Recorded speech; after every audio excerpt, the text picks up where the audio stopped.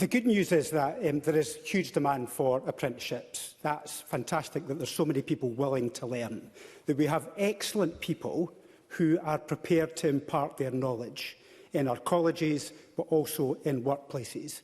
And we also have employers who are desperate to take on new, particularly young people, into their workforces. The bad news is, as we know, the system is disjointed. It's been criticised repeatedly by Audit Scotland and the Withers report.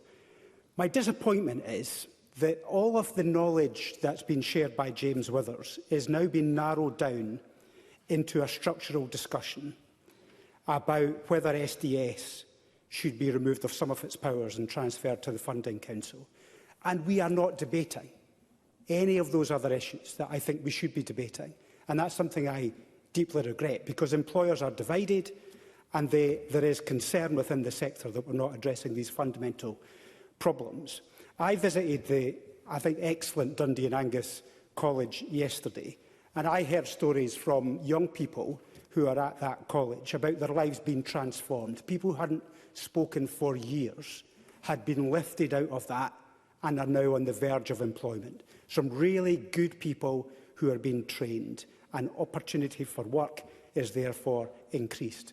But this shows the diversity in the sector, is because I went then to see the plumbers downstairs, and they were telling me that employers, because of the minimum wage and also employers' national insurance contributions and wider business confidence, that demand from apprenticeships in that sector has fallen.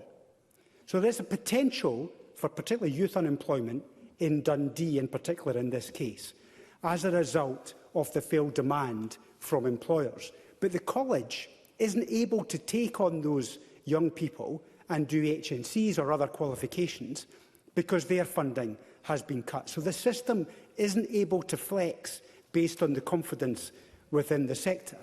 And I think the Minister, with his bill, is trying to get a whole system approach. But the reality is, the whole system is the economy. It's not just about apprenticeships and universities and colleges. It's everything. And so, therefore, we need to look, for instance, at yesterday, with the Heat and Buildings Bill being delayed. That will knock confidence further in the very companies that are looking to employ plumbers